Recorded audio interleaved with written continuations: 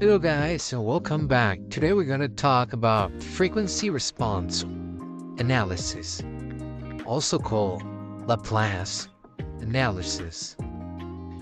Phasor analysis is used to find the sinusoidal steady-state response of a circuit.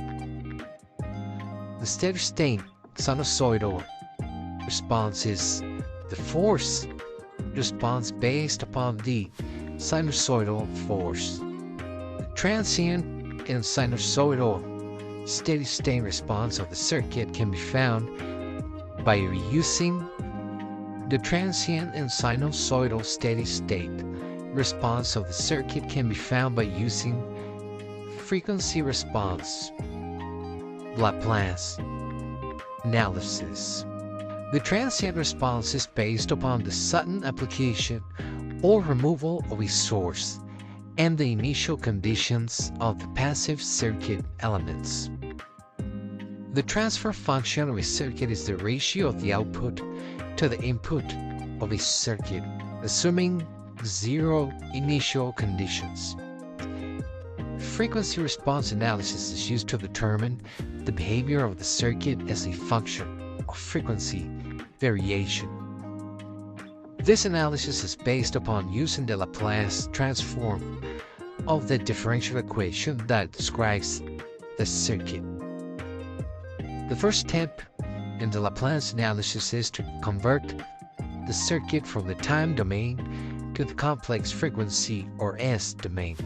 The benefit of the Laplace analysis is that it transforms differential equations to algebraic equations.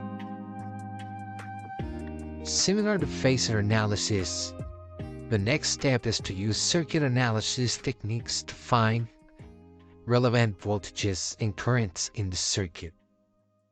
Final step is to convert the S domain values back to the time domain.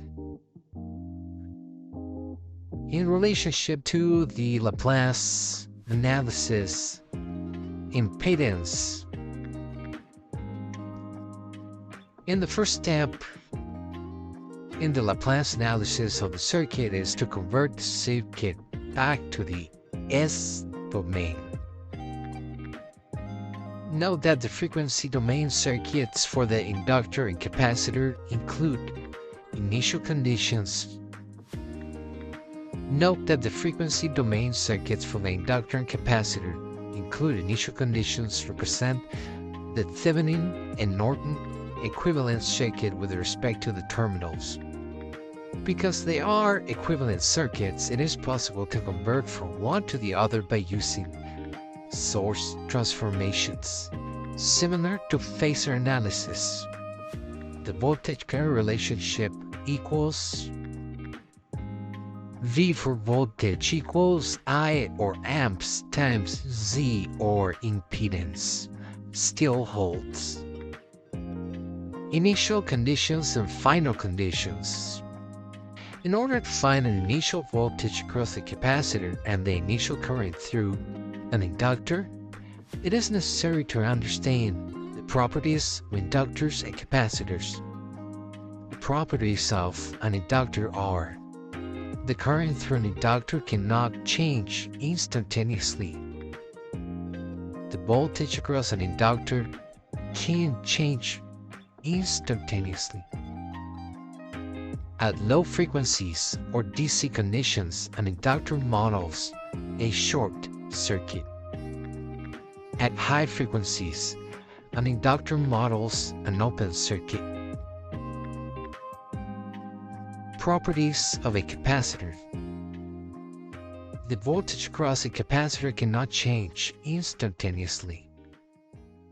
The current through a capacitor can change instantaneously.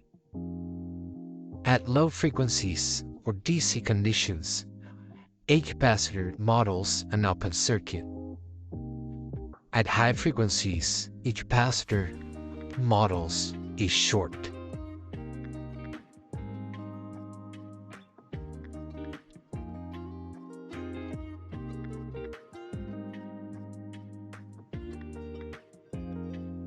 As always, thank you guys for watching. Please like, share, subscribe. Feel free to comment. And I will see you in the next one.